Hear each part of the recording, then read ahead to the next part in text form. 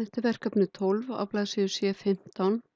Þetta er liður númer 5. Ég ætla að raða eftir eyðimörk en fyrst ætla ég að breyta textanum í töflunet og setja textan í blokk, ekki fyrirsögnina hér, og ég fer í Insert, Table, Convert Text to Table. Ég hef haka við Tabs.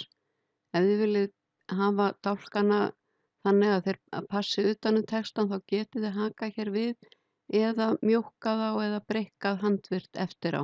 Ég ætla að haka hér við. Þá kemur þetta svona. Og ég ætla að fara í Table Design og velja útlit. Velja þetta hér og ég ætla að velja bil fyrir ofan og neðan textan. Fer ég hérna í Home og Paragraph og ég ætla að velja 2 punkta fyrir ofan og neðan.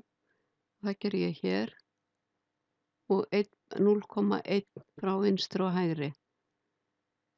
Þá kemur þetta hérna. Og ef ég vil hægri stilla tölurnar þannig að þær standist á, þá ger ég það hér. Og eins og ég sagði, þá getið þið breikkað dálkana handvirt. Þá lítur þetta svona út. Og ég smelli hér í krossin og er með töfluna valda og nú ætla ég að raða eftir eyðimörk. Þá fer ég hérna í A til Z og raða eftir eyðimörk. Og OK. Og þá lítur þetta svona út. Þannig ég ætla að vista.